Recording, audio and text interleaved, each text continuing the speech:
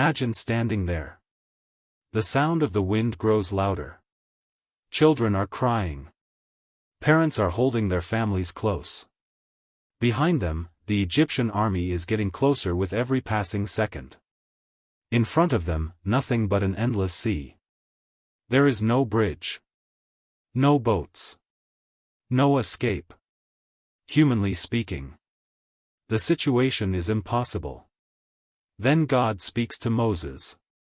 He tells him to stretch out his staff over the sea. Can you imagine how that must have felt? One man standing before an entire nation, holding a wooden staff, facing an ocean. Yet Moses obeys. And that's when everything changes. A powerful wind begins to blow. Not for a few seconds, but throughout the night. Slowly, the waters begin to separate. A dry path appears where there had only been deep water. Towering walls of water stand on both sides. The impossible has become reality. Family after family begins crossing. Step by step.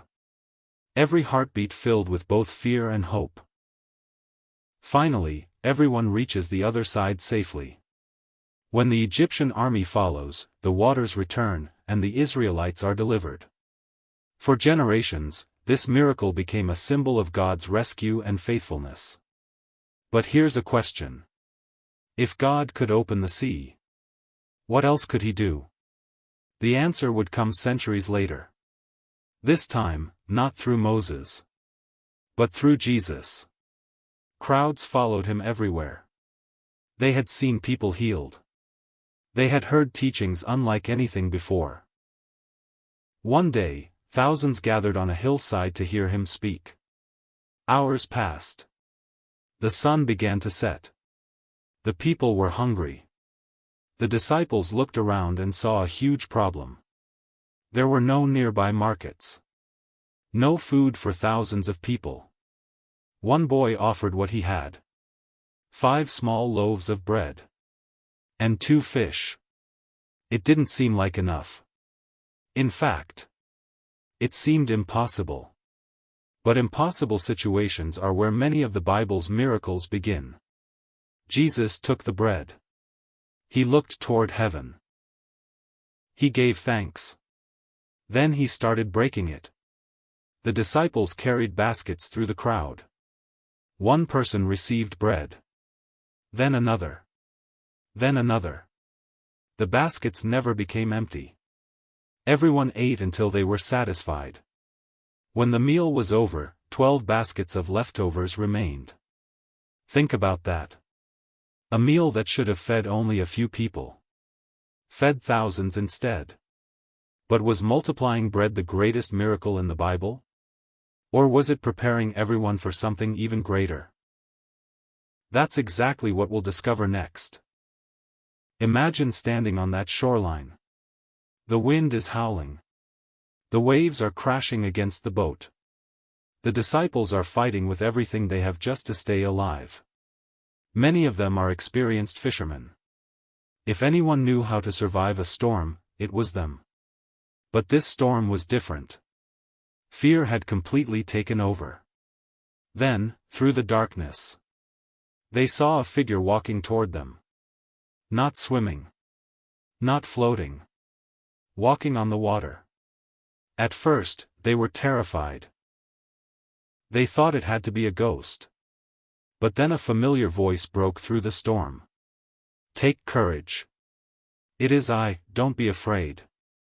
It was Jesus. Peter could hardly believe his eyes. He called out, Lord, if it's really you, tell me to come to you. Jesus answered with just one word. Come. Peter climbed out of the boat.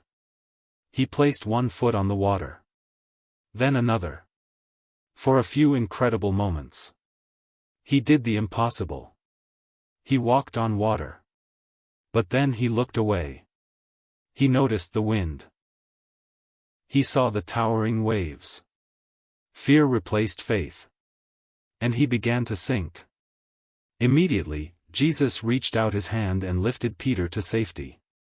That moment wasn't just about walking on water. It was about trust. About keeping your eyes fixed on hope, even when everything around you feels out of control.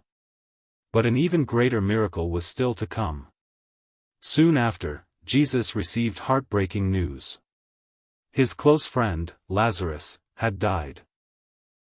By the time Jesus arrived in Bethany, Lazarus had already been in the tomb for 4 days. His sisters, Mary and Martha, were overwhelmed with grief. The people around them believed there was nothing anyone could do. Death had already won. Or so they thought. Jesus walked quietly to the tomb. He looked at the people gathered there. Then he said something unexpected. "Take away the stone." Some hesitated. The tomb had been sealed for days. But they obeyed. Jesus looked toward heaven and prayed. Then, with a loud voice, he called, "Lazarus, come out." For one breathtaking moment, everything was silent. Then the crowd gasped. A figure appeared at the entrance of the tomb. Still wrapped in burial cloths. Lazarus walked out alive. The impossible had happened again. The people stood speechless. Many had never witnessed anything like it. News of the miracle spread quickly. People came from everywhere to see the man who had been dead and was now alive. It was one of the greatest signs recorded in the Gospels. But here's something remarkable. Even Lazarus would one day die again. His miracle was extraordinary. Yet it pointed toward something even greater. One final miracle. One event that Christians believe changed history forever. And that's exactly where our journey leads next. Every miracle we've explored has led to this moment. The Red Sea. The feeding of the 5,000. Walking on water. Lazarus walking out of the tomb. Each one revealed incredible power. Each one inspired awe. But Christians believe every one of those miracles was pointing towards something even greater. The final week of Jesus' life had arrived.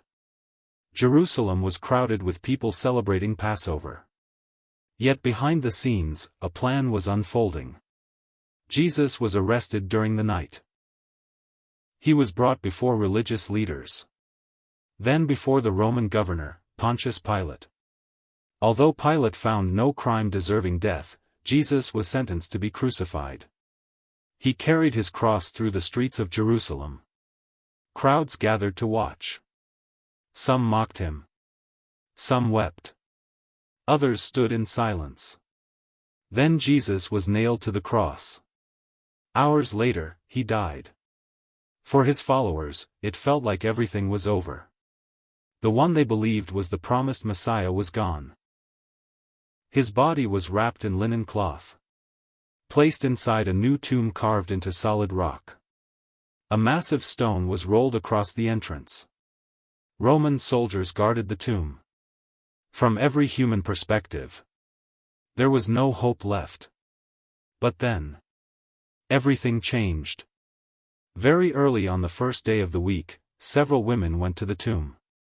They expected to anoint Jesus' body. Instead, they found the stone had already been rolled away. The tomb was empty. According to the Gospels, angels told them, "He is not here. He has risen." Soon afterward, Jesus' followers reported seeing him alive. He appeared to individuals. He appeared to small groups. The New Testament also records an appearance to more than 500 people at one time.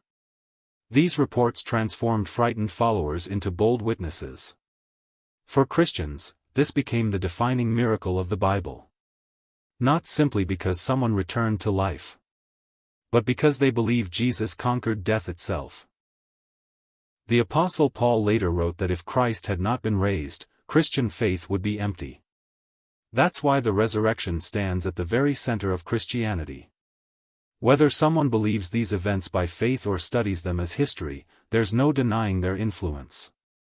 The story of Jesus' resurrection has shaped art, music, literature, law, culture, and the lives of billions of people throughout history. More books have been written about it than almost any other event in the ancient world. More debates have centered around it than perhaps any other biblical miracle. And even today, it continues to inspire faith, scholarship, and discussion across the globe. So now it's your turn. Which miracle in the Bible do you think is the most powerful?